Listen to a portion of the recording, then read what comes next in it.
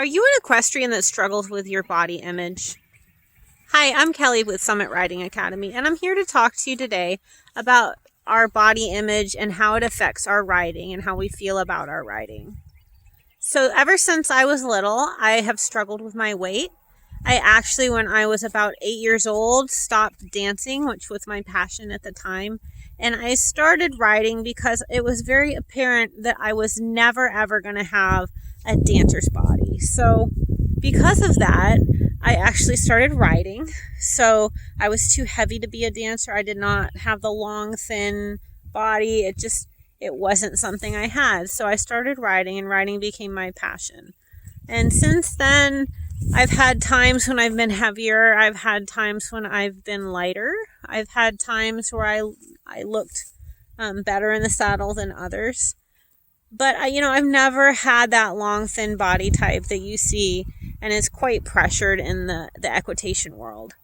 And, it's something that's difficult. You always get told, I was actually told when I think about 12, that my arms were not long enough to be a good hunter rider. So it's one of those things that I've been told many, many times, that I do not have the proper body to do certain things. So I was told, even by George Morris himself, that my legs were not as long as they should be, and therefore I just had to ride better.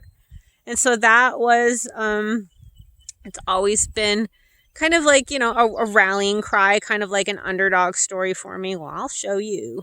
I'll do whatever I want. I'll ride better than all of you.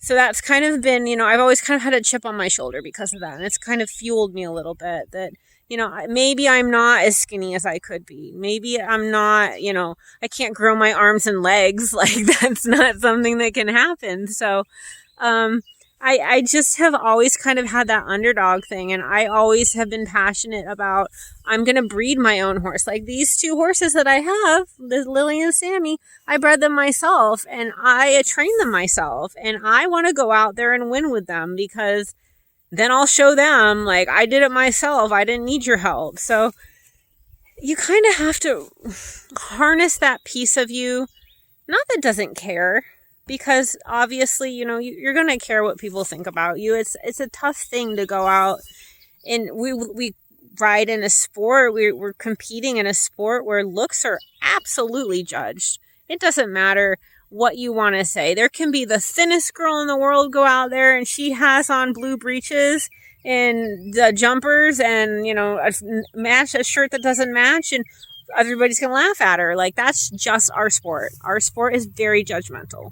So you have to find the strength within you. It can't be like, when I go to compete, I try to make it not about everyone else. Like, if I have my best day, I don't care if I get a brown ribbon. I don't care if I get any ribbon. If I went out there and I know I did my best and I had my best day, I'm okay with that. I think I did great. If I go out there and win a blue ribbon and had like the worst ride, in my opinion, ever, I'm not happy. Like, I think I was terrible. It was a terrible, terrible time. But that's just what I do to kind of take the pressure off, is to allow myself just to compete with me, like, be the best me I can be. Like, maybe people are better than me. Obviously, there's always somebody better than you. There's always somebody that's going to be a better rider. It has more time than you do. Rode with better people, has more money.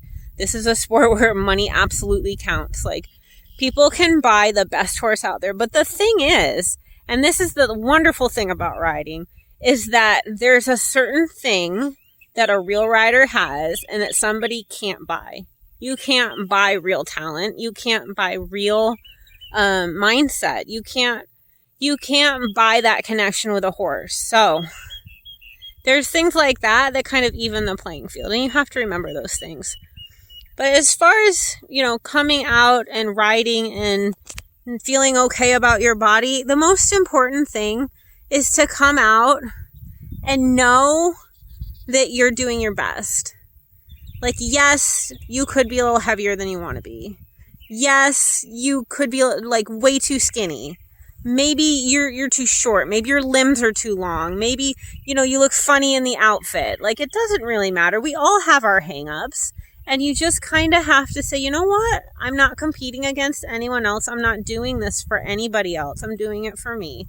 And that kind of gives me a space to feel like I can be there and I can be safe and okay. So it's taken me honestly a long time to be able to share riding with anybody, because for me it was kind of this almost like a cocoon. Like this is where I'm safe. I don't want to have to share that with anyone else, because then it'll make me vulnerable. And, I've started to come out of my shell with that. I'm not perfect about it. There's times I come to the barn and I don't want to talk to anyone. I just want to ride my horse. I don't want anybody to judge me. And that's just, I think a lot of us might be like that, but that's just how I get. I can't. Like, people will talk to me and I'm like, I need this time for me. Sorry.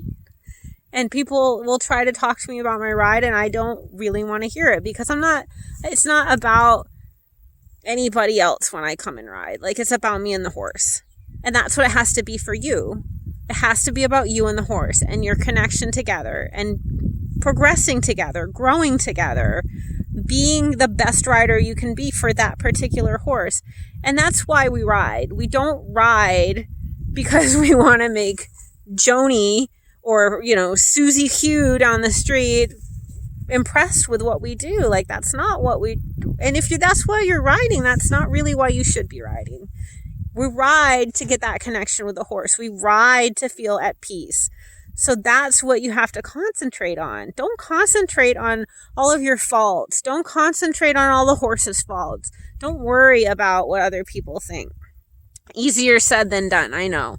But you just have to make it about you and the horse. Don't make it about anybody else. So if things like this, talks like this interest you, I would love to have you in my goal coaching sessions. They are on Friday nights at 7 p.m. So we'll be having one tomorrow. And then that will be, I think we're going to talk about, so we talked about goals last time, and this time we'll talk a little bit more about emotions, and then kind of moving forward in your goals and how emotions affect that. So that's what we'll be talking about tomorrow, and I look forward to seeing you if you'd like to join me. It's only $25 a month, and you get the whole month with a weekly session with me, with a group, and then I will meet with you individually, and we'll go over your goals and see if you have any barriers, what roadblocks are coming up, what things are going on in your head that are stopping you, and that will help you get forward and help you progress to where you want to be. And I look forward to talking to you. Have a great night.